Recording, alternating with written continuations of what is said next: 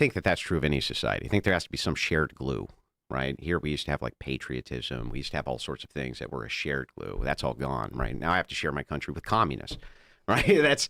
And it used to be that we persecuted communists. Yeah, that was so base. Can we get back to that? Can we get back to fucking persecuting the communists? But the point is like this type of poison, in my opinion, is so invasive to the fabric of the United States that people who literally tell me they can't ground anything in nothing, know that they can't ground anything in nothing, that there's no such thing as moral facts, then tell me it's wrong if I stuff them in a rape cage. And it's like, what are you talking about? That's the stupidest shit that I've ever heard in my life, but that's my opposition, unfortunately. And so they appeal to the benevolence of those like me in order to prevent us from doing the thing that they don't want, that they don't even believe we shouldn't do because there are no moral facts. That's the retarded state of the world that we're in. And Andrew is very magnanimous for not stuffing lowly communists like me in gulags and whatnot. Were you always? Yeah, well, I mean, from your view, how is that anything but benevolent? Why shouldn't I? As a moral anti-realist, why shouldn't I do that? What would make that immoral? Tell me, what would make it immoral as a moral anti-realist for me to stuff your ass in a gulag? What? It's a more consequentialist outlook that I think that based off the outcomes. Wait, there's no moral facts, right? No, they're not real facts, no. But, so then there's nothing I'm really doing that's immoral, is there? No. No. Again, that's highly... No, I disagree with you. I'm saying ass in a gulag, is that immoral? No. It's immoral, but not under the same framework. I'm not using the same, like the moral realist framework to say that it's wrong. It's wrong for other reasons. Mm-hmm. Yeah, do you believe in objective truth? No. No, is that true?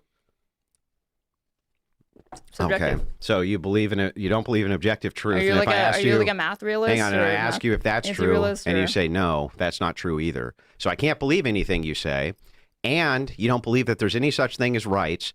But it's wrong for me to do something bad to you, even though there's no moral facts. Fucking genius. This is your opposition, ladies and gentlemen. These are the communists who are taking over academia and teaching your kids. So wait, what's your, What if you believe that, then I think that goes to show that there are, more powerful means than simply force to be able to enact your political will amongst the masses and the population. You're saying that there are soft power and institutions that you can access that can erode these sorts of protections for Christians, for moral people, etc. And there's not even a single drop of bloodshed. There's not a bullet shot if they ever. wanted to be. But there could be if we wanted it to be. Not, and you got to appeal to. You got to They're appeal. using soft power, and that in and of itself is pretty strong. But what will win, soft power or force? In the end, force will win. But I'm saying that I don't think that even under his view, he's not discounting that there is a significant advantage in having these sorts of soft power and having access over these institutions, even if they're,